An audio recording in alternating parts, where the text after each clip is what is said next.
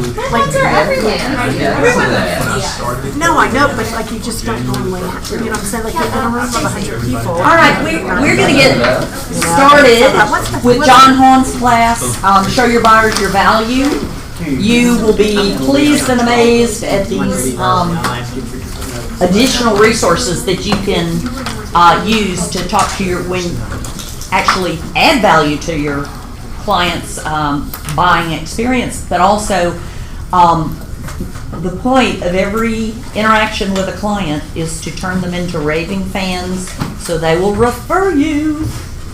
We're building referral businesses. So John is with Bolt Group, Joanne Bolt Group, as is Kathleen Kleen, who works out of our office. You said my name perfect. And John and Joanne have been alternating teaching the CMA class, Session 5 of Ignite for us, which we greatly appreciate. They brought to mind, I had never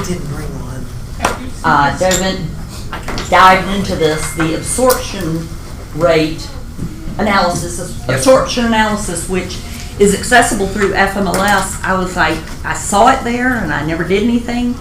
John will school you on that. And so I just want to mention for the people that were recording, John can make sure the camera sees you, but we're gonna change. For a minute. We're gonna. I'm gonna change the camera to just show the screen. Y'all will still get to see John, but we want to make sure people can really see what's on the screen. I'm sorry, what's your last name, John? Hawn. H-A-W-N. Like Goldie. Just like Goldie. My cousin, my rich cousin. Wouldn't that be nice? Thing is, you're good. I'm good, okay. With this. Hey, so I'm John Hawn. I'm Director of Sales for the Bolt Group, and Kathleen works on our team down here, and the rest of us are up in Swanee. So I know I've met a few of you here and there, but I've been in the business for 10 years. Most of my deals are buyers. I take plenty of listings, but that's always been sort of my focus. And, our thoughts when we were talking about putting a class together that people would find interesting is, the world is changing in real estate and continues to change all the time. And it started with, does anybody need an agent to buy a house? Right? I mean, people buy houses all the time without an agent. So how do you prove, though, if you're going to work with somebody, why they should work with you? Because that landscape is changing. I mean, has anybody heard what Redfin's doing out on the West Coast to start? Rebates and... Well, they've been rebating. They're also going to publish what the buyer's agent is making on every deal. So what's going to happen when, as a consumer, you see, like, wait, my agent's making 3% on this deal. They just showed me 2 houses. What's the next thing that's going to happen? They're going to want rebates. They're going to want rebates, yeah. So, and as I tell my buyer clients, and I'll give you some scripts that I use here and there, is, like, listen, I work as an agent. That means that I'm going to represent you in the transaction. I'm not just a guy who opens doors, so I'm going to bring a lot more to the table for you, because I always think you have to prove your value every step of the way to buyers, particularly when you're first meeting them. If you can ever sit down and do buyer consultations and go through a formal presentation, that's awesome, because I think then you've got a developed bullet point system. You can really tell them some things that are going on. But I also know that a lot of times reality is the first time that you're meeting a buyer, it's somebody who wanted to go see a house or you met them somewhere. So I sort of approach it like, all right, how do I get somebody into my sphere as quickly as possible and let them know that I have their best interests in mind, and also how together we're going to find a house and take care of all of their needs as well. So I think it's super important to be able to prove your value to them every step of the way. So I sort of base a lot of this is going to be on first-time buyers, and that's what the sheet has. This is a collection of wacky website stuff and insights that I've found really help me to cement that relationship with a buyer, because I always think I have to prove to them that there's a reason they should be working with me and not just calling the next person on their list. Because I do think, because our team is somewhat internet lead based as well, that pool of people is a lot more fickle than they used to be, and they'll blatantly lie to you too. Like, do you have an agent already? Oh no, you know. And then halfway through, husband or wife lets it slip, like, well, our agent wasn't available today, you know. It's like, oh, great, you know, thank you for wasting my time today, but that's the first thing that pops in my mind. The second is, like, how can I get them to work with me than the other person? So that's sort of my thinking on things. So, first time you meet somebody, my best strategy is I only want to show them 1 or 2 homes, because a lot of times I haven't met them yet. I don't always try to draft people. I call it like race car driving. I'm trying to draft that car and have them follow me.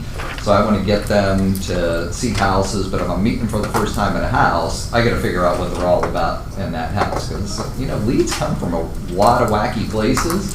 Sometimes it's great. You've got, you know, LP Mama script. Everybody is familiar with that. LP Mama is what the short abbreviation for it is. It's location, price, motivation, mortgage, all the things you want to talk to somebody in the first conversation.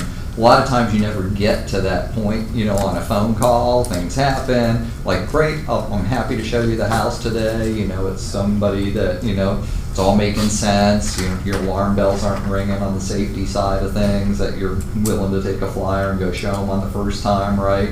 But when I get to the house, I want to have time to talk to them and find out what's going on with them. You know, what are they really looking to do? Are they serious buyers, Are they pre-qualified? Do they really have another agent, or don't they have an agent? What's their motivation level? When do they want to move? What's their price range? Have they thought about all these things, and then start to lead them down the path? But the things you're always going to show up for, and this we'll start getting into the technical part of things, really is the first time that goes back to showing your value and giving them something they don't already know. So the first thing I'm always going to do when I meet them is I'm going to pull just the regular FMLS sheet, right, and give them that, but I'm also going to pull for them what's going on in the neighborhood too. So I think that's super important. So take a look at somebody who I talked to the other day who wanted to see this house, 6748 Vic R Road, right, in Lockridge Forest. So I picked some stuff that was close to us, but they're looking in this area. I'm like, okay, great. So I'm going to go. The first thing that they're asking me as we're out in the house is, is this house priced regularly? They always want to know. So first thing you're going to do, right, is go take a look for Lockridge Forest. Residential. I don't do a lot of this. I'm looking at specific properties. So Lockridge. And we want to look at coming soon, pending, sold, withdrawn, expired, closed for the last 180 days. So we got 23 matches here. I'm going to look on the map, make sure there's not another subdivision named Lockridge. Like, what is going on over here? That is nowhere close to where we want to be, right? But yeah, a lot of times that happens for some reason. Somebody does something wrong. Yeah, and well, it could be that there's another subdivision with Lockridge in it too. Or they put the wrong area code in, or something happens. Exactly. So a couple little tips for just making sure we're in the right area here. I'll just draw a circle around this. All right, so I've narrowed it down to there. What's the other thing? Have any of you sold in Lockridge or been in there before? What else do you know about Lockridge? Is it 2 different schools? It's 2 different schools because it's in 2 different counties is an interesting thing about it. But I also find too, what I'll do is I'll go back and look at the results. And I'll go, all right, what's going on now in Lockridge? How many of you know you can change what you're looking at in here? Wow. By picking different things. So this one tells me different schools. So right away I look and I'm like, okay, Peachtree and Kingsley, Norcross and Dunwoody, I'm in DeKalb and Gwinnett both. So I'm like, that's sort of interesting to see.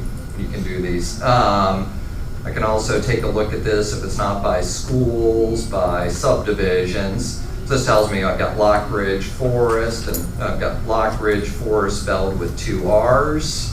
Right, because that didn't pop up initially in my criteria. So let's just, that was good. Let's take Lockridge out. like see if there's any other ways that things might have been done in there. So I'm going to see now some other different subdivisions and complexes in here. It's like, oh, so there's a lot going on in here. If I arrange this by subdivision now, and so I go, all right, so I've got Lockridge Forest, what do we have, 57 on here. Lockridge Forest spelled with 2 R's. You know, so I'm better off just searching by Lockridge. So you want to be able to give somebody a good idea of what is going on. Just Spelling it gets better. there we go. Based on that, so like I said, I'm going to make this practical. Just like I'm out there looking for things and want to make sure that I'm going to produce the right information. Yeah, you're talking about split school districts. Indian Hills and East Cobb is a perfect example of that. 'Cause Exactly. that's the biggest one. I know Walton, you know, the Yeah. Walton houses have such a high, Much higher Premium, resale yeah. value, yep, Yes. than the other ones. you do. always look at that when you look at Indian Hills out there. You got to know which school it is. It is.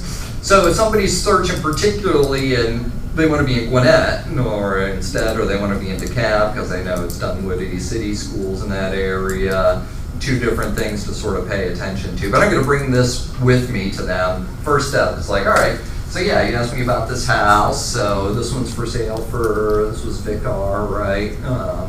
6748 Vicar. This one was 3685. I think did it just expire? I'll use this one. 385,000. You know, so they're going to ask you like, well, do you think this is like a reasonably good value? I said, well, I'm really going to need to do some more real detailed, you know, examination for you, but let's just sort of look at, you know, the big picture on this house, like sort of price per square foot in this area. So it's priced at $127 a square foot. So this is where you start to educate your buyer, right, about square footage and what it means, because it's the wild, wild west for us here in Metro Atlanta, right? Because sometimes it includes basement, sometimes it doesn't. If they never pull a permit, it's not included. Sometimes the county has it wrong. So you want to say to them like, hey, you know, here's the deal with square footage. You know, if we were in Florida where everything's on slab, pretty easy to figure out. Here, it's a little all over the place. The source of the square footage can be different because it can be homeowner measured, it can be public record, it can be from an appraisal. There's all sorts of different ways. But what we really want to look at is just, you know, sort of bracketing, you know. So this one's priced at 127. We look through here, this one's priced at 180. It's 2,000 square feet. You know, so we start to see like, you know, does the square footage make a little bit of sense in here? So it's a good topic of conversation, way to educate your person, show your value about what's going on. Say, you know, we can't use square footage to determine an actual price for a house, because does square footage know if there's a pool in the backyard? Does square footage know if there's granite countertops and the house has been completely renovated top to bottom? So it's easy. It's like, just look at it as kernels of wisdom that you're sharing with people out there. So, but it gives us a good parameter, and then I'll be able to go back for you later and tell you if this is really a good deal on the house too. But in addition to figuring out what they're all about, that's where I start to show value on these kinds of questions for people about what's going on. And I look at this as a process, right? Because I want to get them back out again to see houses. And I would tell you, like, my best overall strategy for getting people, like I said, it's the drafting prospect. You're the lead car and, you know, on a racetrack.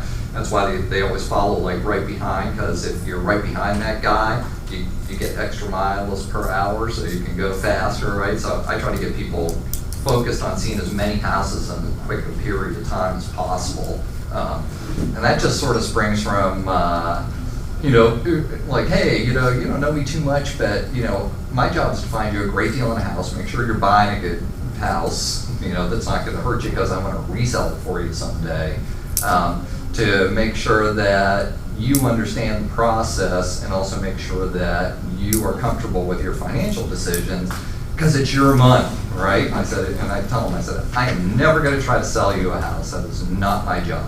And they'll look at me and go, what? And I go, I only have one house. My wife lives in it. She picked it out. She loves it, and we're not selling it. So I'm not gonna sell you my house, and that's the only one I have. I said, my job is really to educate you, make sure that you're the best buyer in the marketplace, that you know the reasons for where you're gonna lay your money out and what you're buying. And I said, but I also really want, when you decide in 5 years to sell this house, to let you know that you made a great investment in the first place, and that we are gonna be able to get you a really good return on your investment right now too.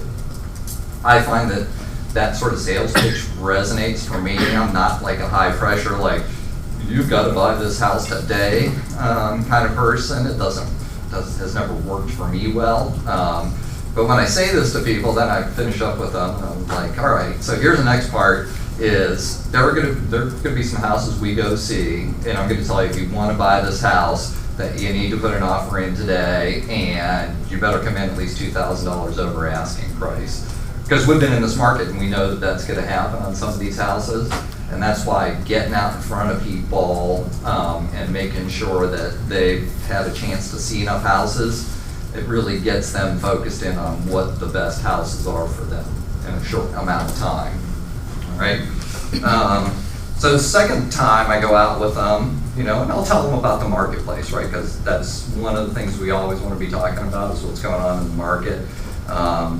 Is to use what, variation or a couple different ones on market analysis or market absorption rates. So your office does a fantastic job on the quarterly stat stuff that you get, that you can manipulate all of the data in it by looking at particular areas within it. It's an amazing tool. Not every Keller Williams office has it. The one in Swanee does it. Kathleen sends it to me every time it comes out, so I can look at that stuff. The more you get into it, there's fantastic things to pull out of those slides to use in listing presentations and with buyers as well. The only one issue with that report is it's quarterly, right? So the last one came out, at the end of June. For second quarter, we got it in July.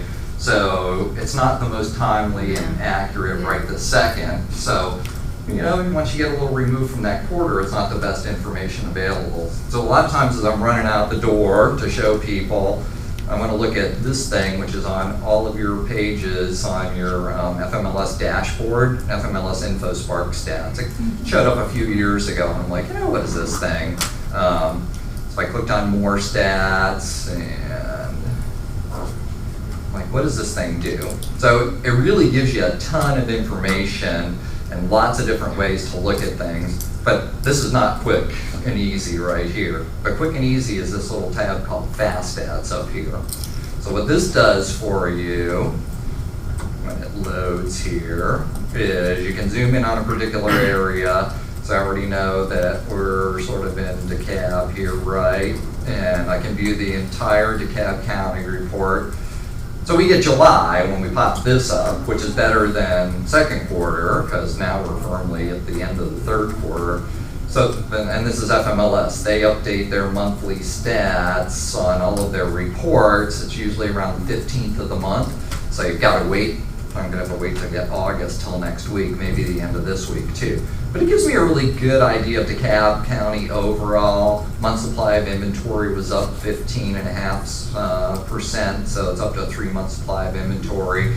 Allows me to see quickly July 18 versus July 19, what's going on year to date for detached and attached. This is a really cool report because it's easy to digest for buyers in particular, because they don't see this stuff and talk about these things all the time like we do, but new listings they can figure out, pending sales, they might say, what's that? Like, those are the ones under contract that are scheduled to close. What happened with closed sales? Like, in July, we actually went down in DeKalb County, 6% fewer homes. And for the year, home sales are down 3.6%. A lot of that just has to do with available inventory, median sale price, average sale price. So, but it's a really good, especially if you print it in color, right? Because and this is another buyer tip and also listing tip. Anytime you use facts and statistics in your presentation, you're perceived as more intelligent. It's Harvard University study. It's if you use facts and statistics, not just like, the market's hot, it's like, that doesn't mean anything. This tells you how hot the market is when you explain it to people. So that's why I like this presentation in particular. And if you go back, this also allows you to really drill down, and we're in 30338 is where Lockridge Forest is. So you get a real idea here. It's like, all right, well here, month supply of inventory decreased 12.5%. We're down to 3.5 months supply of inventory.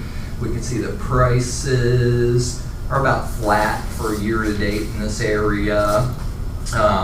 So use the version of this report that tells the story that you want to tell, is what I'm going to tell you.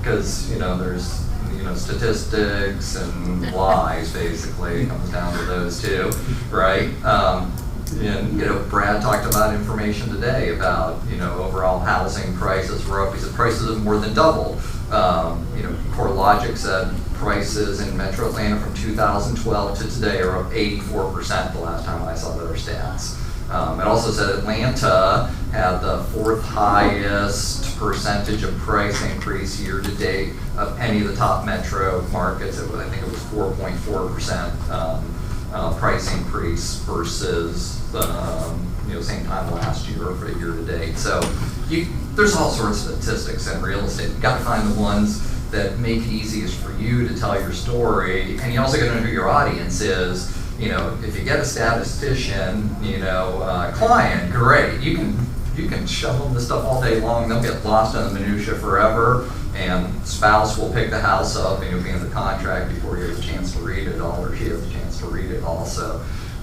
use whatever one of these works the best. We're still a little out of date here though, and this is where we really get into what I think is what our team uses on a whole regular basis for both buyers and sellers, is absorption analysis, because this is what allows you to drill down and get the most current, accurate information about what's going on in the markets. This is right on the first page under reports, absorption analysis, and it's real easy to, pretty much is what it is. Residential detached, which is where we want to be. We want to be in FMLS area, and then you think, what area am I in again for the houses that we were just looking at? So we were looking over here in Lockridge Forest, right? It's another cool little tool that's in here. So we're on an individual property. Where is this again? Listed. Oh, so we pull up the map, and then we have this little legend inside here that allows you to see the FMLS area shaded, which I think this is sort of a neat tool. So we see that right here we're on the edge of 121, which is going to be the area here, and then we're on 61 on the Gwinnett County side. So click around on these things up here, because you never know what the heck some of these things are. This will also put flood zones in. We're not going to use it here because I'll show you flood zones in a second. They have the one from Beltline? Yeah. Yeah, they've layered the belt line in too. I did not know that. Yeah, that's why I say I click around on stuff a lot, so I find this stuff out. But like this, I was like, I didn't even know this was here until like a month ago. I'm like, well, this is super handy. Instead of trying to pull the map up somewhere else and figure out, and then you figure out how many agents don't know where their properties are. Like I sell mostly in Forsyth, and there's 4 areas in Forsyth. And people are wrong all the time. It's like they just invent stuff. And people will try to put things, you'll see it in here as well. They'll try to put things into 121 instead of into Gwinnett, because they want to be over here in these schools in Dunwoody. So they'll make it area 121. So it shows up in this surge and it doesn't show up in the other surge. So yeah, sort of interesting. So we know we're in area 121 and 61. When we were looking at the schools again, does everybody know how to update these things? You saw me switch over to my school subdivision stuff. So I know I'm going to be in Kingsley if I'm in Dunwoody. Do you guys know how to manipulate some of this stuff? All right, so you can create these custom anytime you want. So let's say I wanted to add into here, get this little, just cursor around until you see the little 4-way arrow on here. So if I want to insert a column, and let's say I wanted to insert area, for example, and apply. it'll stick a whole new area. So now I got my area in here. This allows you then, you can save this. So then for me, it's like on this one, I've got one for homes with docks because I sell them like linear some. I've got one for schools, I've got one for subdivision solds analysis, I've got one that has list date on it so I can see when things were done. So you just save these, because schools I use a lot, subdivisions I use a lot, docks I use a lot, and list dates I want to see things a lot. So you can save these different ones so that they're right here for you to pull. You click on like the little gear things How do to you save save it? Just that little gear thing. If I wanted to save this one, I think this is manage display, but set and clear data. No, maybe it was this one. Yeah, save changes, save as a copy, and then you can rename it to something else. But Can you customize the display, or it's just a drop down? you can customize these like by But you choose from the drop down. You can. Yeah, like I said, just click on arrow, insert columns. Is this what you're talking about? Yes. Like these things, yeah. Yeah. Oh, So I see. Okay. Number of fireplaces, so you can add all these in and take them out. So this is the other thing is, what's your most valuable thing? Time. No. Your time. I mean, as a personal matter, I think it's your time, and your knowledge goes along with that. Because the quicker and smarter you get about making these things easier, the more time you have in your day. It's like I don't have to spend as much time looking through these things now when I'm setting people up on searches. And now there's an aside. I'm big on trying to get people out of the Zillow orbit and into my orbit, right? Then an agent who was on our team is no longer on our team, who never set anybody up on an FMLS search, ever. Because they're like, well, they can search, they've got Zillow. And I'm like, you'll never bring them into your sphere if you do that. That's a really big deal.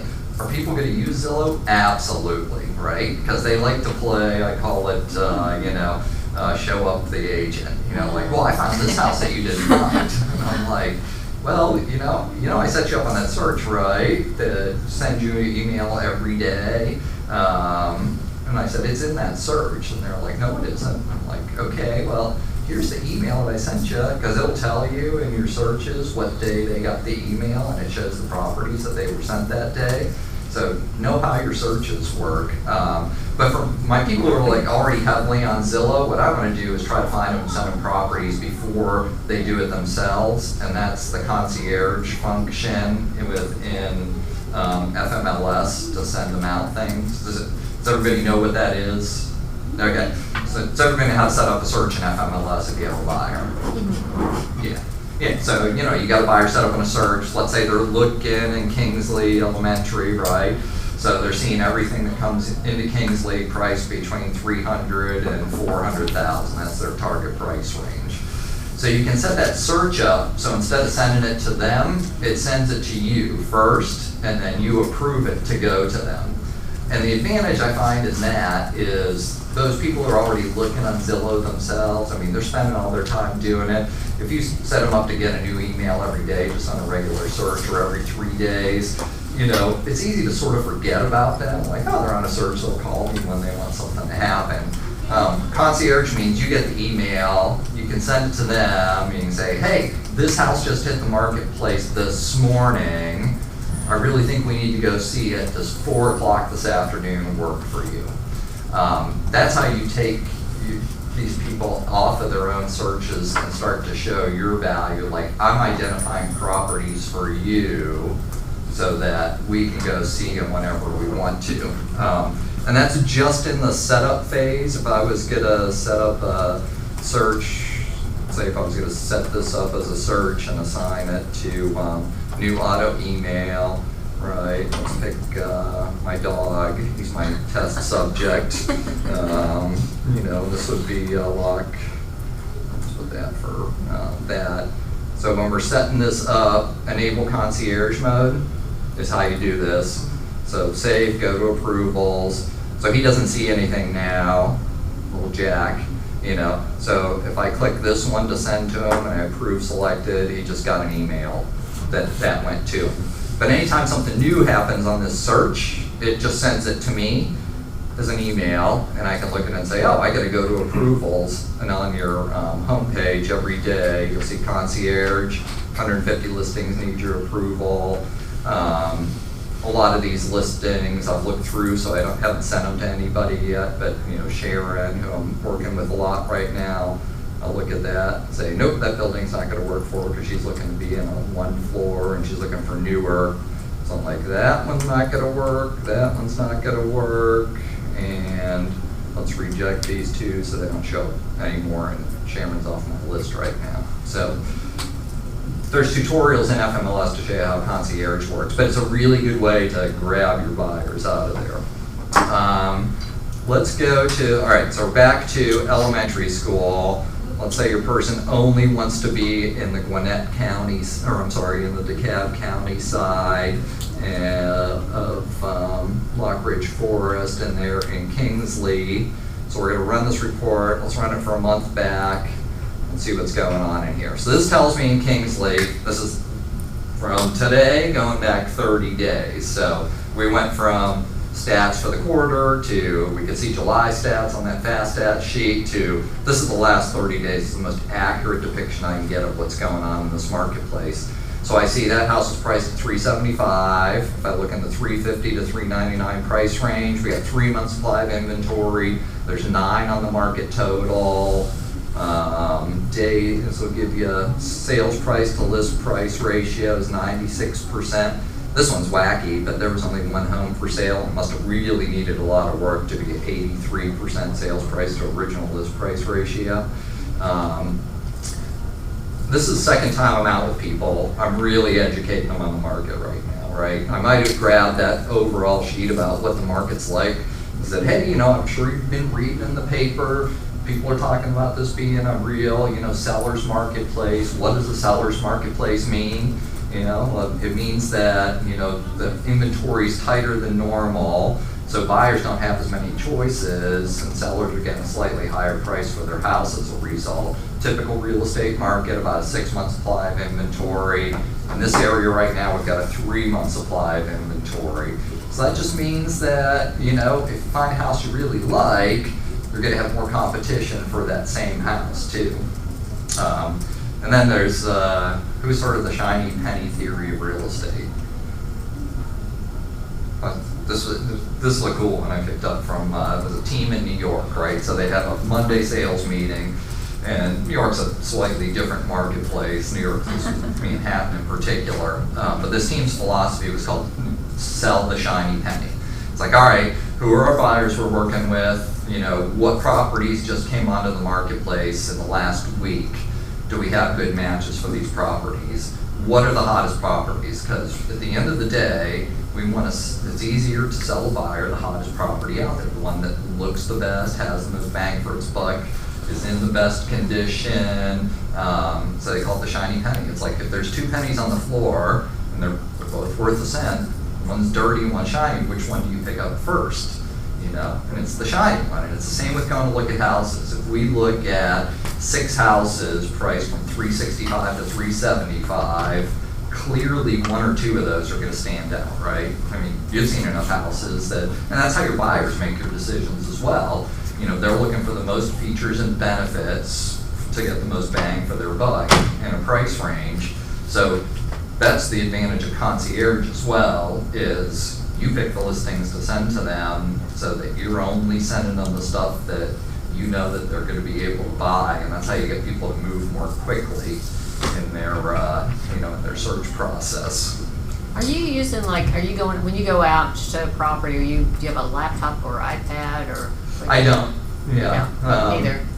Yeah, I mean, I'll use my phone, and the apps that we have, like the FMLS Go app, because if somebody says, hey, what's that house down the street? How come that wasn't in your search for me? And I go, I believe it's a little price higher than you wanted to go in your search. And we can pull it right up because they have a search near me function on that app, as does HomeSnap, which is the other kind of app we use, as does, you can use the Zillow app or the KW app. Any one of them will do that for you. But I find I always try to plan out what I'm showing people in advance. As well as I'll pick some other options for them too. If we're gonna go look in this neighborhood and they said they only wanted to see, you know, the two that were priced around the same in Black Ridge. If I'll go look at the other listings slightly above and slightly below and see if one's really a good fit for what they're looking for. Say, listen, I don't know if you want to see this. I made us an appointment in case you did. Here's another option for us to go see. Here, let's go take a look. Do you have the time? Because then you're bringing more to the table for them too. It's the same with open houses, right? Excuse me. If you're doing an open house and somebody comes in and they're like, oh, I'm just not sure this is the right one, but thank you. And say, you know, you find out, particularly if I'm working with another agent, say, you know, listen, I know what you said about this house, but there's another one for sale around the corner that I think has what you're looking for. It's only priced $5,000 more. Would you like to see if we can go see it? You know, and I'll like leave an open house if nothing's going on 15 minutes early to go show them a house if I can get us an appointment at that time. So always think of how you can get them out of their own search and into yours by using some of those tactics. It's like, I got another house you have to go see today. Your people like to be catered to, so when they know that you're focusing your time and attention on them, I think it helps to, again, cement that relationship with them. I have a question about the shiny penny. If you're showing 4 or 6 houses today, and 2 are the obvious shiny pennies in your opinion, do you Yeah. show them first or last? Doesn't matter to me too much. And this goes back to my time, right? I mean, I set, whenever I'm setting up showings, I set it the one furthest away from my house when I finish to the one closest to my house when I finish, so that when I finish, I'm closest to my house. Like, I'm gonna get home. I like the rest of my life. Like, you know, I sell houses, right, to afford everything else I like to do in my life, you know. So that's part of the KW mantra too, or, you know, it's, you know, work for today and, you know, live to play. They say it in a slightly different way, but it's, you know, my time's valuable, so I almost always do that. I always try to finish closer to my house. And rarely do I have people in my car. It just doesn't work out that way usually, so. Not anymore. Yeah, and it's, you know, somewhat just a nice safety We used to feature, always too. get in our cars, and now nobody I know. does. Yeah. Yes, very. So in this search thing, there's also different ways. So this was 1 month back, right? And we said that it was a 3-month supply of inventory and 3 months in that $350 to $399. You can do this as well for 3 months looking back. See if it tells us anything differently. So you see we started to pick up some, where the heck did we get all of these different, what did I do? Nobody Did it lose, it lost the elementary school, okay. I'm like, there was no way, why are we seeing everything going on in here? We're in Kingsley. All right, now we're going around it for 3 months back. All right, well, that's a little bit better. So 3 month supply of inventory, $350 to $399, 4 month supply of inventory showing up now. Now clearly some of these probably 24s in Sandy Springs, that's probably not in Kingsley. I don't even know where 51 is, so you can get rid of those if you need. Brookhaven. Yeah, so not in Kingsley, but you can see that there was a 4 month supply if we look at the last 3 months, based on the last 3 months of sales. So sometimes they'll be radically different. You know, you might get a 2 month and a 6 month looking at the different supply of inventory. So again, try to figure it out, but use the tool available to you to tell your story for what you want to tell them. That's what I look at them there. All right, so absorption analysis, any questions on those? I mean, we use... That's good, thank you. Yeah, I think it's hugely important because I think it tells a story to a buyer about the market, you know, because buyers have to understand at the end of the day, if they're just not believing you, I don't really think about why they need to pull the trigger now. Because especially first-time buyers, that's the toughest thing for them to understand is, you know, like, well, I just want to look at some more houses. And I'm like, I know, you know, but that's why I want you to see a lot of houses. If I can do it in the first 2 weeks, then I know they have enough to choose from. Because I think, is it still 9 was the average number of homes that people look at before purchasing? I think that was the last number I'd heard, was 9 was sort of the average. I've seen anywhere from 9 to 12, right? So if I can get them to see some houses then they start to cement the value proposition into their head already. So they're like, all right, this is why this house is worth this, and but I always tell people too, I'm like, I can make sense of the list price on this house, okay? Or I can't make any sense of the list price on this house. I know, or I can't figure out why they're asking this. That's as much as I want to talk to people about before I can really sit down and look through comps and give them a really good idea. And say, but yeah, the list price makes sense. Now, what we end up negotiating is a different matter, but I can understand why somebody priced it here. But that time when you need to say, I think you need to pull the trigger and you need to offer more, because this house came on the market 2 days ago. I know there's 2 offers in. It's a great house. I want to be able to resale this house for you in 5 years, and for you to have made money on it, but it's clearly worth it because it has everything that everybody's looking for. I think those help to build your credibility again. All right, any other questions on absorption analysis? On the selling side, it's the same conversation with an agent, with a selling agent. If we get into, with a seller, if we get into the 700 to 800 price category in here, we've got a 12-month supply of inventory. It's a long time in the market. Now, mind you, in Kingsley, there's not a ton of actives in that 12. There's only 4 homes that are active in there too. Different. If I look not just in Kingsley and I break it out to the high school district, we're going to see a lot more in there. It tells a slightly different picture. So you might have to scroll through a few of these to sort of get what you want. But on the listing side, I look at this report like, all right, where are buyers focused in this area? Is it just on this elementary school district, or is it the middle school district? Is it the FMLS area? Is it the zip code for some reason? Zip code tends to be the last place that I look. Because schools in FMLS areas do the best job of sort of encapsulating that. Like, 121, so you're getting into Sandy Springs, you're going to be in Fulton County. That's an important consideration in our area. Zip codes are more important further down in the city. Like if you say 30316, that's definitely just East Atlanta. So Yep. people would search that way, and there could be multiple schools there. Yep. But I feel out here, schools are more important.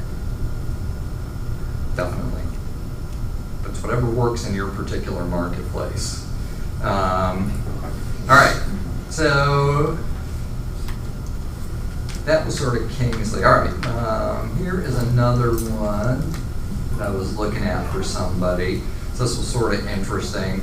They were looking at land and lots they wanted to be in Dunwoody because they were looking for a house, a lot to be able to build a house on, all right? So we have 5 matches in Dunwoody. So like, all right, what's going on here? So, so they're gonna pick this one. This will tell you 1.2 acres, 0.72, 0.72, 3.5 acres for $360,000, $102,000 an acre. Like, right, well, that seems like an amazing deal versus everything else, where you're looking at a lot price here of $500,000 for a 3/4 acre. And this will give you the actual price per square foot acre. So we look at this, it's like, all right, this is on Chamblee Dunwoody Road. You can pull this up and see, all right, corner lot, that might fit their needs. This was 0.72 acres, more than they really wanted to spend. When we get to this one, 0.72 acres, looks like Hollybank Circle. So in a subdivision, unbuilt, there's not a house on it, so that's sort of nice, but $400,000 for a vacant lot. You get over to Sandy Springs, they're a little bit more now. Get into East Cobb, I've seen lots for $600,000 for a little less than an acre in East Cobb right now, because the school's over there. That's sort of crazy. So then we get to this one. This one was really sort of fascinating. All right, so we're 3.5 acres, $360,000. Fantastic opportunity, build an estate home or subdivide to multiple lots, surrounded by developments and $1 million homes. Great opportunity for builders. I always like to, when I'm doing land in particular, like what's going on there, satellite view. So, like, all right, there's nothing on there, in a nice area in Dunwoody. Going back to the regular map view though, you can see, it looks like we've got a little stream here. So, like, 102,000. what's the deal, all right? Is this in a flood zone, is my next question. So FMLS layered this in last year, which gives you a flood map of the area, which is sort of cool. So here's our house, but it doesn't have, and X is out of the flood zone basically in our area. A over here is, that's the 100-year flood zone. This X500 means a 500-year flood zone. I'm like, well, that's all sort of intriguing then, you know, that, and if you zoom out more, you'll start to see, nope, I think you can only zoom so far out on here to pick up the flood zone areas. Yeah, but you start to see where these things are in different areas. Always take that's why I use both flicks of the map. You know, I can do it real quick. Something caught my attention when I saw 102,000 an acre. This is saying that there's not a flood zone issue with this particular property, which that's great if there isn't. Sometimes you're looking at a property that isn't listed for sale on here, right? And that brings up a whole different, like, all right, how do I find out what flood zone a particular house might be in? What does the X mean? What's that? The X is? X is not in a flood zone. Yeah, that's basically the 1,000-year flood zone, but there's no flood zone, flood insurance required for a house that's not in the flood zone. So let's take a look at, I'm like, all right, so we're at 4881 Dunwoody Club Drive, Dunwoody, Georgia. So here is, this is on your sheet as well, is the Georgia D-Firm website. So this is the flood map program of Georgia. We can click an address in here and search there. And this one's cool, and I really like it because it gives you your own report that you can email to somebody too. So it'll pop up a map for us and show us the property, and right at the top right, property flood risk, low risk. I'm like, all right, 102,000 is still not making much sense to me though on a price per acre kind of a deal here. So the next place I'm looking is like, all right, what else is going on? So how many of you have ever used GIS systems before? Geographical Information System. So a couple of you know, every county has one, and some are better than others. So let's go to DeKalb counties.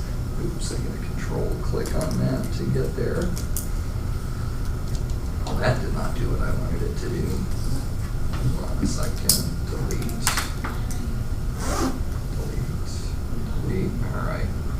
So control click. This is easy. Obviously, it was not easy for me to do. There. So let's go there and see what's going on in DeKalb County's GIS site. So these give you, click here to access maps and GIS maps. Text DeKalb, where is our GIS system map? Address portal. This same software populates most of the GIS systems in Georgia. So if I put, let's go back to what our address was here. Risk snapshot. Copy, DeKalb's, paste, zoom to. All right, so it shows us that piece of property. You can use this to pull tax ID numbers. Over on the top, there's this layers list. All right, so it's just showing parcels and DeKalb boundary. This is not extremely helpful, just as an FYI, because it's not telling us anything more about this piece of property. These little lines going through it right here though, these are contour lines, and these ones are 10-foot contour lines. Don't ask me how I know that, I just see this stuff often enough. So it's sort of telling me on this piece of property that this up here, this is 10 feet lower, this is 10 feet lower, and this is 10 feet lower. That's the topo. But, yeah, but it's not giving us a really great idea. So fortunately, the city of Dunwoody has a much better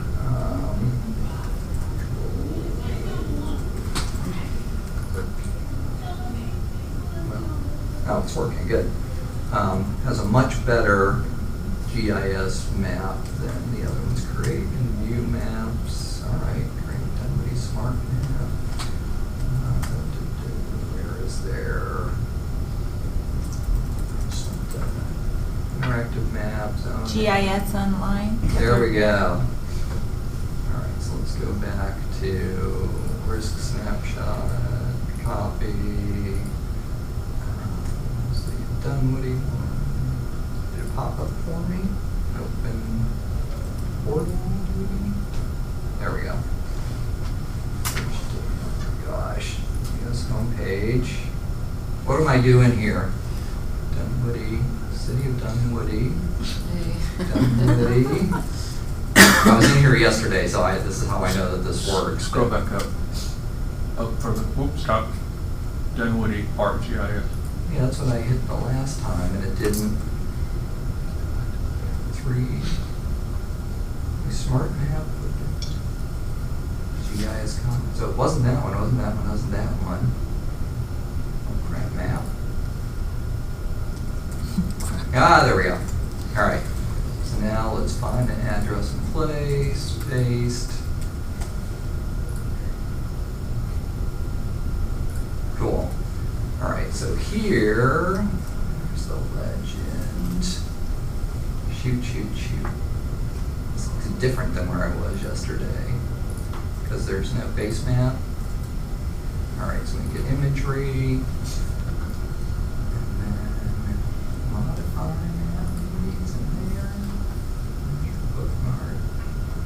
Crap, I found, anyways, on this one, first off, I found the 2-foot contour map that really shows that there's a ridge on this property. I don't know what, add, search for layers. There we go, there's flood image layer, add to map. That's what I found, that now this piece of property and a proposed change in the flood map has half of this property, because this property went from here to here to here, it's a big triangle, right? Half of the property's in a flood zone on the new proposed map. Like, oh, that's a big deal. So really, you can only put houses up here. It's sort of flat right here, so maybe you could put in 3 houses that would trail down, because you can actually map this out to, this is like 380 feet, I think, from the street to back to the bottom part of the property. So maybe you could put 3 houses, maybe 4. The backyards would slope down because you can see the contours online as well. So I thought that was sort of neat stuff to be able to figure this all out before I take somebody out to go show them the property and walk with them. And now I know why it's $102,000 an acre instead. So another tip just to save you a ton of time on these things is How do you know that's proposed?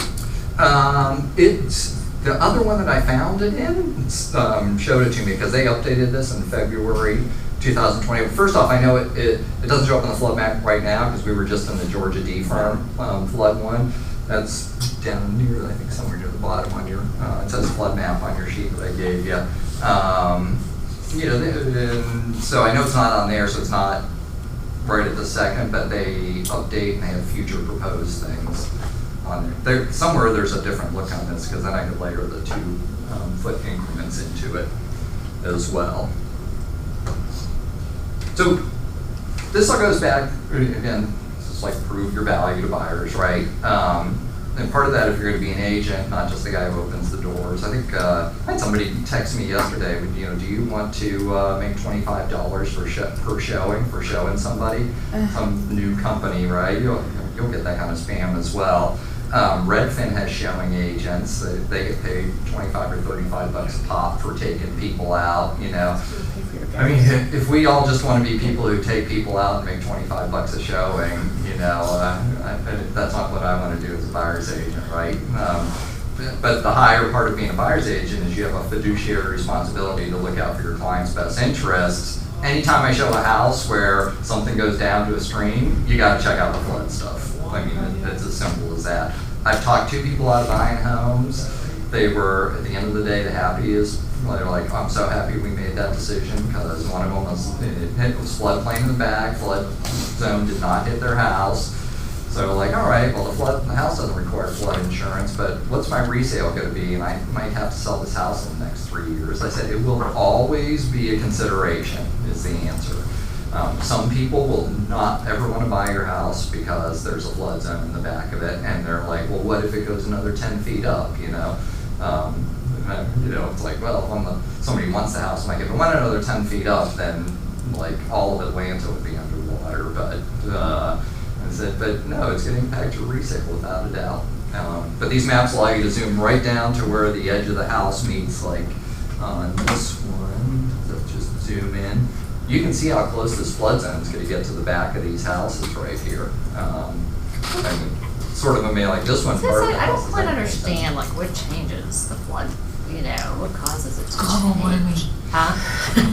Yeah, maybe, yeah. A lot of it's also if there are other constructions. It's when there's other construction around it. Construction. I had friends in Druid Hills that was all a new subdivision got, and all of a sudden, even though they were a 500-year floodplain, got flooded twice in 2 years because of the new construction up the They're also being more road. conservative Yep. with their estimates because of all the money Another little that's trick you gone can out do in there towards if the- you're Right. using Windows is you can do Windows Shift S and do a screenshot and add as a picture to the proposal that you're putting together for them. Exactly. There's a couple different ways to do that. That's more high-techy than mine. The three fingers? Yeah, nice to do that. So if I wanted to send this to somebody though, to show them what's going on with this property, right? I use one called Snipping Tool. It's in Windows 10. Just sits on the bottom of my thing, mode, rectangle. Send them that picture, copy it right to my clipboard. I can stick it in an email and send it to somebody. So if you're down here and you just type in Snipping Tool, it'll pop up Snip and Sketch. And you can just add it right to one of your lines. I found that one was easier for me. So yeah, there's a lot of different tools to do that, but I always think that's great when I'm setting up a search in FMLS for somebody. I'll take a picture of the area that I'm setting them up on and put the little green dots on it so they can see where all the houses cluster, or the people that you get who, listen, I want a 5-bedroom house in Roswell, 4,000 square feet and 3-car garage for under $350. Okay, great. So does everyone else. I send them the picture of where that exists in all of Georgia. Like there's one, right out in Ellijay or something. But it helps to tell the story. But snipping tools are great to just stick things into emails and do it. But yeah, yes, super helpful. Nope, I do not want to change that one. All right. So let's. Some of you occasionally get up to Lake Lanier, right? To this. Occasionally. Come visit me if you do. We have a nice, or not right on the lake, but right down the street. But one of the things that happens on the lake, and I work with some lake people here, is, all right, we'll just take a house to look in particular. I know which one I'm going to look at too. Hold off of 53. This one, all right.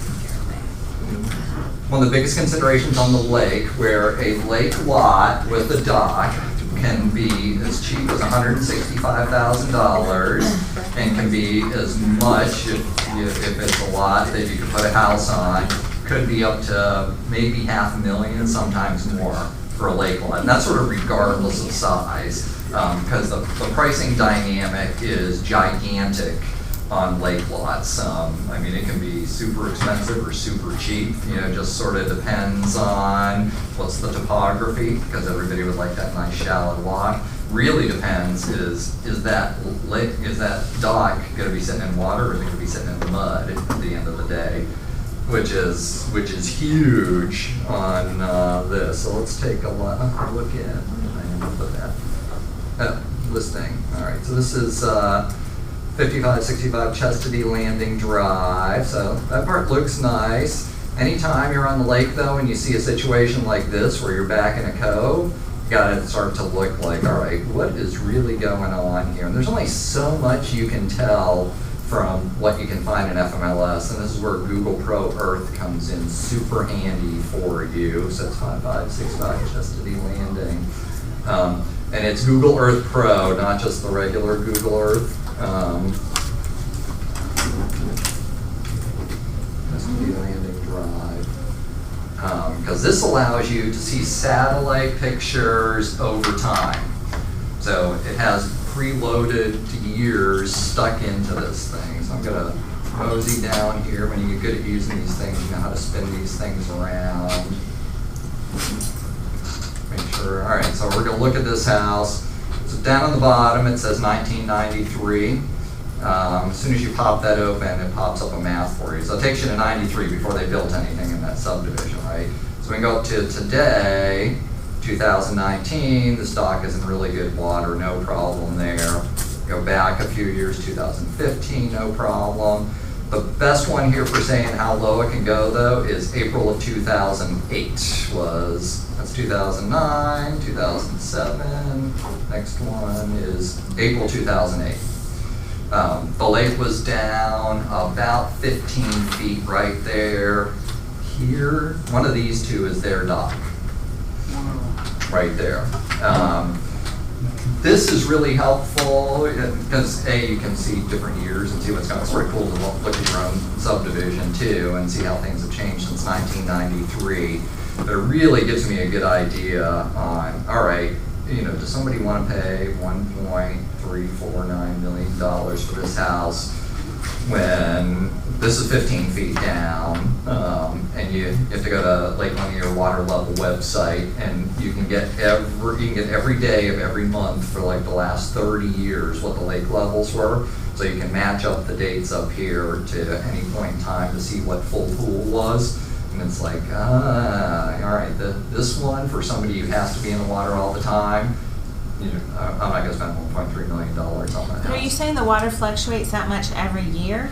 No, like right now we're the lake's right about full pool. I think it's 1,070 is full pool, and I think it's 1,070.5. But 2 years ago it was down 12 feet. Yeah, it was 2.5 years ago in the wintertime. Yeah, it was way down. We walk around the peninsulas in the lake, and it's like walking on the moon. You can see all sorts of wacky stuff out there. But just another good way to be able to take a really good quick look at situation. And that also gives you an overview. And we used to be able to, when we pulled these maps, spin them on here, but they don't do that anymore. And that's helpful if you're getting into more rural stuff to see where driveways are oriented. So if you ever need to spin maps, go to Google Earth Pro though. I found that to be real helpful. The other thing that's helpful, and I'll show you, these people wanted a nice, narrow walk down to the beach, from their house down to the cove too. So I always want to make sure that I'm taking a look at that before I go show them stuff. Chastity Landing. All right, so this is what I was talking about, the base map stuff. You can layer in 2-foot contours. Now we put the imagery in. So we can see that this particular house is 1152. You get real good at sort of reading these things. So this house, like the basic driveway is at 1,152 feet above sea level. That's why I like the 2-foot ones. Here's the 1,080. The lake, this is showing it down a little bit, but the lake's 1,070 is full pool. So I know from 1,070 feet to 1,152 up here, that's an 80-foot drop, which is, it's pretty steep. That's not a casual little walk. That's that's like a gate or one of those 4-wheel drive things. My brother's just So I was helping out state people, and that was a huge criteria for them. They did not want this at all, so we were able to rule properties out, and they always wanted to make sure they had good water too. So that's what GIS systems can do. This is available, I know, in Dunwoody. I just didn't know how to get to it here today, but because I was looking at it last night trying to get it for you. All right, showed you those ones. The other part, I guess, is knowing what's going on in your area. So there's some cool sites on here I put out. One is DeKalb County Fraud Registry, allows you to register your address in DeKalb County and make sure that anything that would ever impact your title that's online in the county, you'd automatically get an email about it. So if somebody tried to filed a tax lien against you, or did anything like tried to sell your house, if you sold your house to somebody else without you knowing it, wacky things like that. I thought that was sort of a cool site too. Sex offenders list. Sex offenders list, which is referenced in the GAR forms, which it's always best to tell your people, like, hey, in this form, in the contract, it says to go visit this. I can't make any recommendations about things, and I'm not going to do it for you, but if that's a concern, you just go look at it for yourself. Why would you ever give a buyer an amortization? I can't say that word. Calendar. Oh, amortization schedule? I tell them, don't even look at that, and during the closing, I was like, don't look, just sign it. Don't look. That's, I have a separate class on working with buyers on finances, on, how to what the process is and how to lead them down the path, but mostly on how to figure out how much their monthly payment's going to be and how much cash they really need to buy a house, because they're wildly inaccurate, is what I've found, particularly first-time buyers, because they hear, there's a program, I don't have to put any money down. And I said, okay, you're going to have to put some money down. Now, you might be able to get most of it back from your lender, but you got to have money to pay for your own home inspection, and I highly suggest you get a home inspection and not try to do it yourself. You're going to have to pay for an appraisal, and the lender's going to make you pay that out of your pocket, right? You're going to have to pay for the moving truck. You're going to have to pay for your setup fees for your utilities. So, you have to have some cash. I said, now there are fantastic programs that can get you most of that back. But you're going to have some cash, and you have to write the earnest money check too, which can all get applied to your closing costs, but you have to have money in your pocket. But here's how much money that is, because I just find they just don't know, is the biggest one. So amortization schedule is part of that. The other one else is a cool one. So what should you use when you're writing an offer as the legal description of the property? The legal description of the property? Yeah. I mean, what should you use? Every lawyer will tell you to use the warranty deed. To never fill in, like they said, hey, as our broker, Henry, described it to us, like, do you see these numbers 1, 2, 3, 4, right? That's an order of importance, really. Warranty deed or deed is up at the top. Number 4 is the one that's called creative writing and a great way to get a fine. That's what number 4 says to me. That if you miss one thing on there and somebody buys the wrong house, and even if it's self-populated from what the listing agent put in, you can be in big trouble. So they said, try to never use that deed book and page is fine, as long as you vetted that it was the right deed book and page. And if you got that far, you should have pulled the warranty deed, right? Mm-hmm. Some counties have warranty deeds for free online. Forsyth County does. DeKalb and Fulton don't. But I would highly suggest going to the GSCCA website, Georgia State Superior Clerk of Courts. Does your office do any of this for you? Yeah. They do, so they'll give you a warranty deed if you need one? Well, we usually, or we can contact Gamic. Yeah, Gannett. Yeah, or one of the Diane, attorneys does too. we used to have someone who did it, they're no longer working. Yeah. The system too, but Gamic does it for us. I'll show you one of the They're really interesting turning around real things. quickly. So this costs $11 or $12 a month to have this account, and I found it really helpful all the time for a variety of different things. One is you can look at liens, which is sometimes good to know who you're getting in bed with if you're going to be on the listing side. So you can Google their name or put their name in here and find out. Plat index, every subdivision after 2007 in Georgia is in the plat index records. So that comes in helpful for land and lots. I like this because I I do enough business, I can figure, $12 a month is sort of worth it. And I share it with my team too, so they log in. So if you want to get a couple people and go in together and sort of reduce your cost, but the real estate index and the name search. So I've got a property that I've got under contract right now. I think sales 3825 Real and Dyke. So when I looked at this one, I'm like, all right, I'm going to pull the warranty deed on this one. You just need Sedita as their last name. So it's in Forsyth.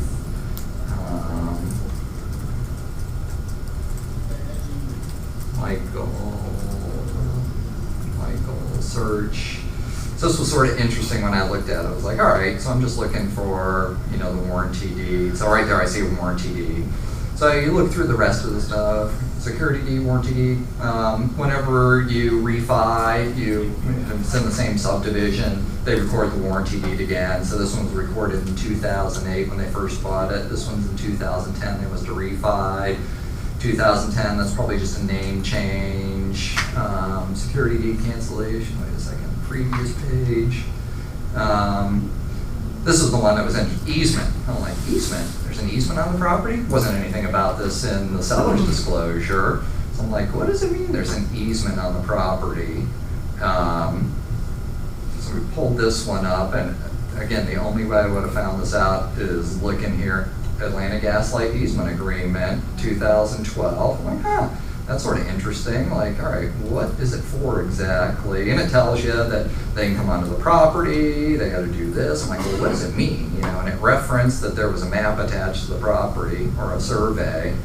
So I'm looking at this now, and I'm like, well, what exactly is going on? And to give you a good idea, because you can flip these. So this is the street right here. This is the house. The driveway's right here. This is their yard, right? And here's their easement, which goes like this close to the house. And I'm like, and when I was there, I could see this big chute, behind their house, like with trees on each side, and I could see it on the other side of the street. I'm like, well, I know something's there. And that's what made me go check more than normal. But it's a 50-foot easement that comes, really close to their house, probably within 8 feet of their house. So, my buyer's like, well, I'm going to call Atlanta Gaslight and see what the deal is. So he called him, and he's like, yeah, what's going on? And they said, well, there's a gas line that runs underneath that. If we ever have to do anything, then we have the right to come on your property. We'd have to return it to the way it was. You can't put any permanent structure there. If there's a pool there, we're taking your pool out, or you'd probably blow up the neighborhood. This is why buyers should always get surveys. It is. It's a fantastic reason why. But it was the listing agent was horrified when I told her. I said, "Hey, listen, this is why our offer's coming in where it is. I mean, you've got a 50-foot Atlanta Gaslight easement within 8 feet of the house. I mean, that really has an impact on value at the end of the day." My buyers didn't really think so. They were like, "Oh, it's fine, no problem." But after they told us they put everything back to the way it was, but it was like, well, you're better than me. I would never buy that house, but they didn't care about it. But it helped us in our negotiations. So you occasionally find things like this in there, but it's always sort of illuminating, looking through the deeds and stuff. I don't know, at least I get the buyers who like to go research the seller's personal everything history, like, oh, they were divorced in 2012. And like, yeah. But it makes your life easy if you're writing an offer late at night and you want the warranty and you want to put it in. $12 a month. That's one that I think is worth it. What else did I have that was sort of cool on here? This pre-foreclosures website.com. Control click. There we go. Is that what's the code are we in right here? 30346. 346. So this will pop up. So there's tax liens in 30346 right now. That's about the only thing that it shows. But if I go, let's look at pre-foreclosures 30062. So greens are pre-foreclosures, deals. What it really does, if I'm looking to list, I want to know if there's a foreclosure in the neighborhood. So I'll go look at the neighborhood and make sure that there's nothing sort of pending out there too. If you want to, they're going to charge you for the information like all of these places do. I consider that the great rabbit hole of being a buyer's rep. So when somebody's like, oh, I found a foreclosure, can you help me out with it? They're on the KW site or whatever site. And I said, is there an address? And they're like, no, it just has a street name. I'm like, okay, then it's not really for sale. I'm like, well, it's on the list though, on the KW site. And I'm like, well, no, it's sort of an accessory part of the site. And I said, in Georgia, when you miss a mortgage payment, the bank can file for foreclosure and it becomes a pre-foreclosure. I said, now, they don't usually do it if somebody just misses one payment, but you miss 3, they're probably going to file on you. And I said, 90% of the time, people work it out because it's a great seller's market. Most people aren't upside down. I said, but if the bank forecloses on the property, the first thing they do is sell it to portfolio investors. So I said, are you an all-cash buyer who's prepared to buy 10 properties? And they're like, well, no. I said, well, that's the game you're in, right? I said, but if you really want to get into that game, your best bet, if you want to do it, is to pay the $19 or $29 a month. It'll get you the address, and you can write a letter to the owner and see if they want to sell you the property before it gets foreclosed on. But you're probably not going to need my services to do that. So you can waste a lot of time on pre-foreclosures, I've found. So I don't touch that in my business, but maybe y'all have had more success with it than that. It's not as big of a deal anymore because foreclosure sales are less than 1% of all sales in our area now. So that's not as big of a deal. What else do I have in here? The best source I've found for school ranking information is the Atlanta Journal-Constitution School Guide. Oops, let me get this in there. So there's a variety of those out there, right? There's School Digger and I don't know, what are the other ones that you guys might use? Is the AJC one the one that's called Best Schools? It's just the Ultimate Atlanta School Guide. So the reason I like this one, let's look at Kingsley. Oops. I'm an excellent speller, I'm just a terrible typist. Search Kingsley Elementary, all right? It presents completely fact-based information to people. The other sites that allow comments, what I found is that, first off, for the most part, your school district is the best if your kid's in it. So you get a lot of that. You also get, if there's a group of activist parents who don't like the administration, they can really drop the ratings on a school too. We all know primarily where the good schools are and not good schools, but we also know it's a big focus for families about what they want to do. But this one I think just gives great info. So when you pull this up and you click on this, it gives you real specific information. When did it open? Who's it served? What grades? How many people are enrolled? What the whole ethnicity of the school is going to be. And this one looks wacky because we're only at about 45% captured in this thing here, so that information apparently wasn't promoted real well, but it gives you the scores, the CCR PI scores, average pupil to staff ratio. So I find recommending this site to people that it gives them the best factual way to distinguish between schools, and that most people come back to me and say, I found that site to be the most useful, because at the end of the day, I found out that these schools were really very similar, and what I read online about them was real different than what I looked about their score and test score achievements too. So that's why I like this one in particular versus others. What else was on here? This home buyer's guide thing was real cool. So if you want something to send to newbies, I used to use one that I got from Top Producer like 8 years ago, so it's a little out of date because its description of the market is different. But it was a really great guide for first-time buyers about what the steps were, because they did a study and they found out, this was a Top Producer and Realtor.com, about what buyers, like, what was the thing that was the most perplexing to them or their number one concern.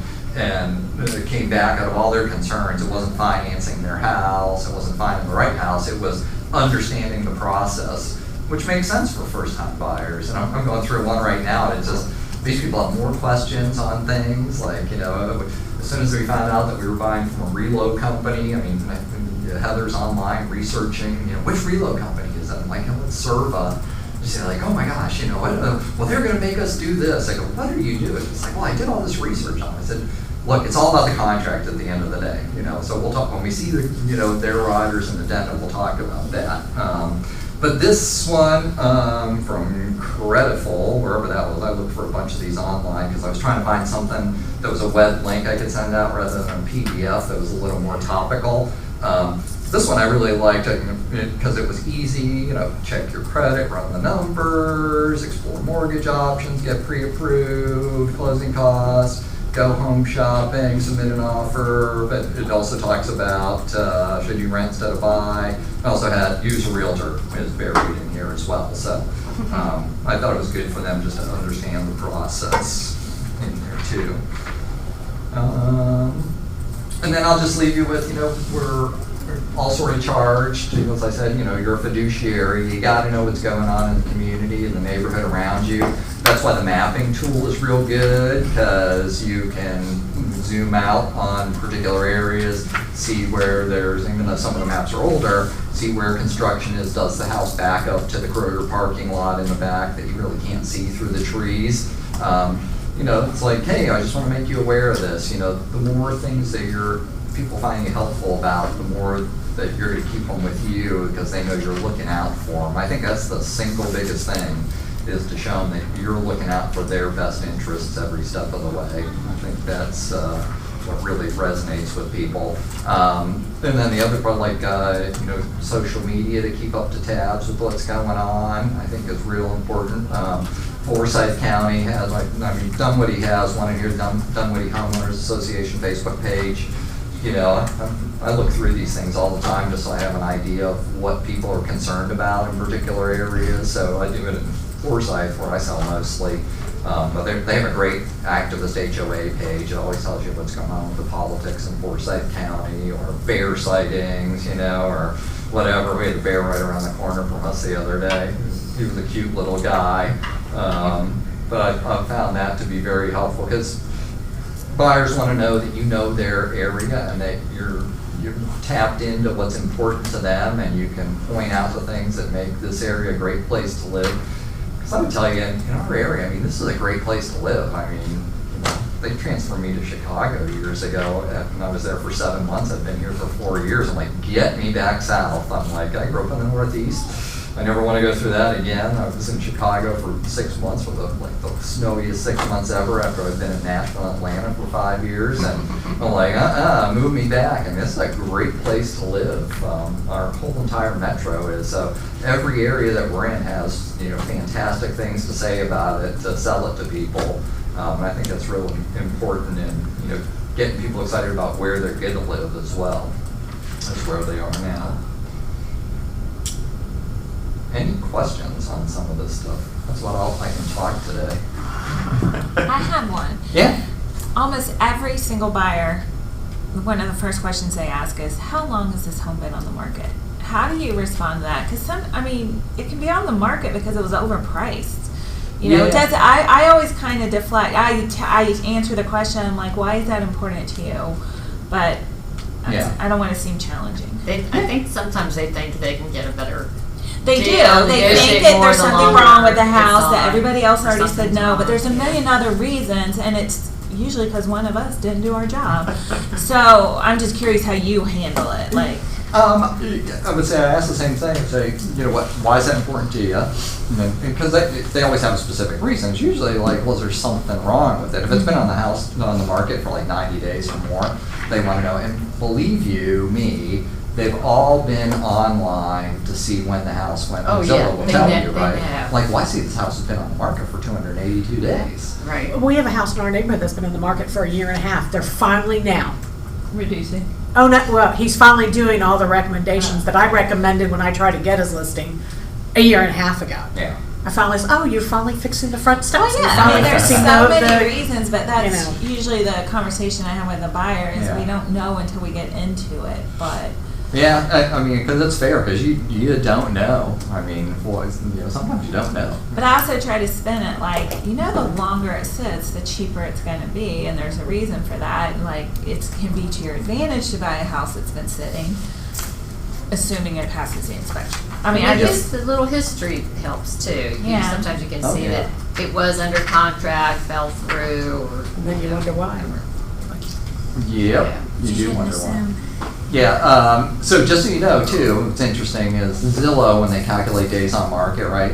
So if it comes off the market, gets relisted with another agent, Date on market. 3 days later, it still gets captured as being on the market for like 122 days, right? However, if there's a 31 day or more gap, it only picks up the new listing info.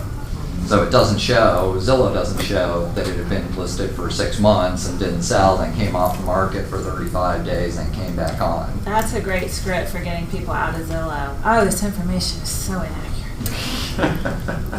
Well, and this estimate is the one, as well, like, and that script is, so listen, Zillow admits that because they have to make value determinations based on public records, that's how they decide, so they look at comparable sales, but again, Zillow doesn't know, because they're looking at public records, if that basement was really finished or not, like an appraiser would, because the appraiser is going to pick comps that they can really solidify their numbers on.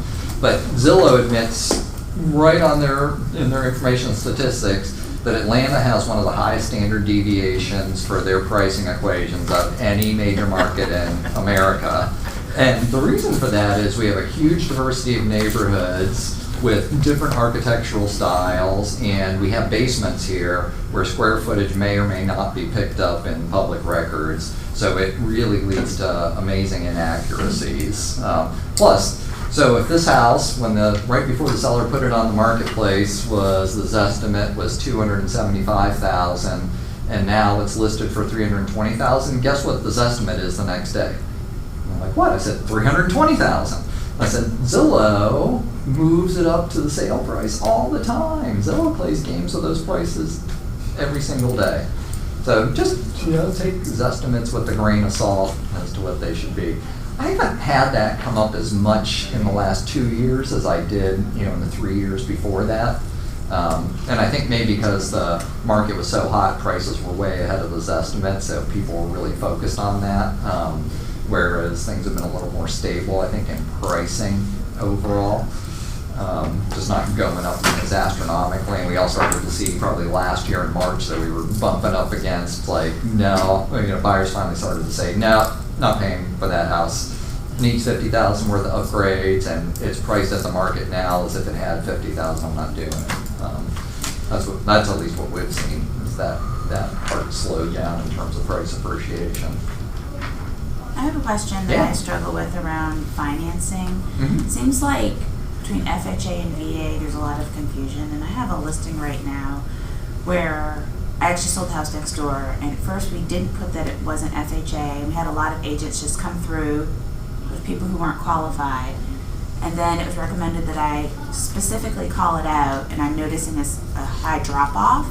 So does anybody love to open it up? Like, how do you guys work through that? Because there's always that slight possibility that somebody who did get approved for FHA could convert for the right house, right? I just keep stuff like that in the private comments and hope that their agent is better than most people are. Yeah. So they're qualified for the FHA loan, right? The buyer is, but then the house. The house is not FHA approved. Is it Well, it's a It's an condominium. Oh, it's a condo. I that's only have one changing. more month to worry about that, but Yeah. hopefully.